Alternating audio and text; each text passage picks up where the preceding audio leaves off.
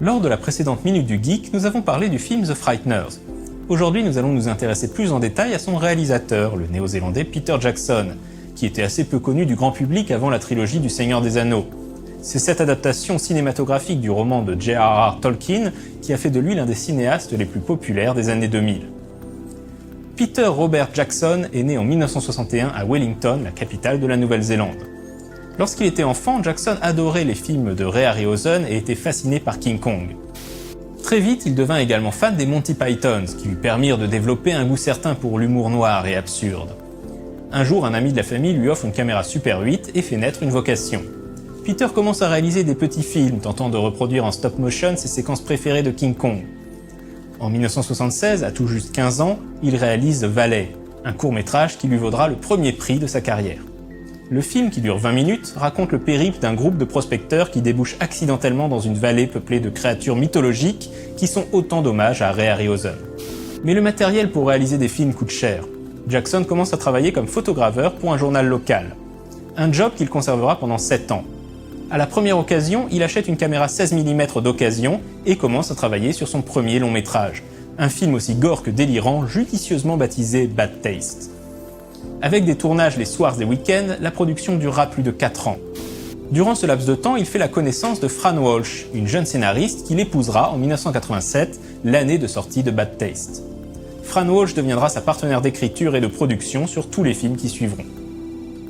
Malgré son budget dérisoire, Bad Taste devient un film culte.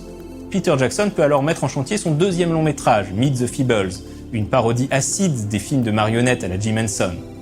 Sorti en 1989, le film fera toutefois un flop. Il décide donc de revenir à la comédie gore avec son troisième film, Brain Dead, qui sortira en salle en 1992. En 1994, il change de registre et réalise Créatures célestes.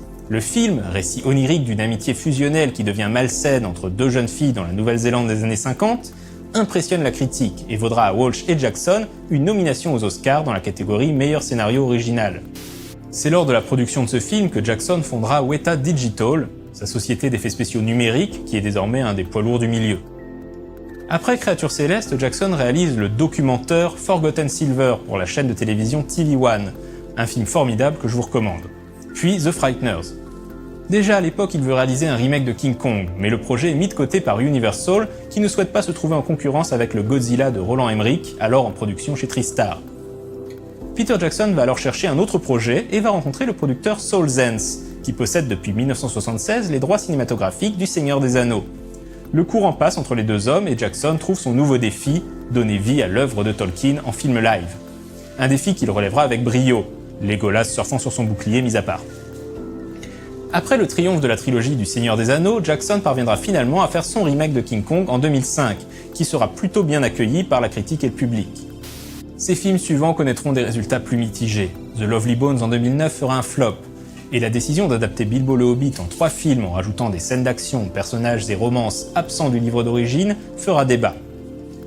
En tant que producteur, Jackson contribuera à lancer la carrière du réalisateur sud-africain Neil Blomkamp et portera également à l'écran les aventures de Tintin en collaboration avec Steven Spielberg.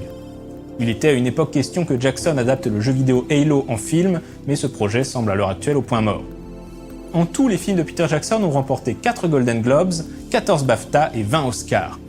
Et justement, la prochaine Minute du Geek sera consacrée aux Oscars. À la semaine prochaine.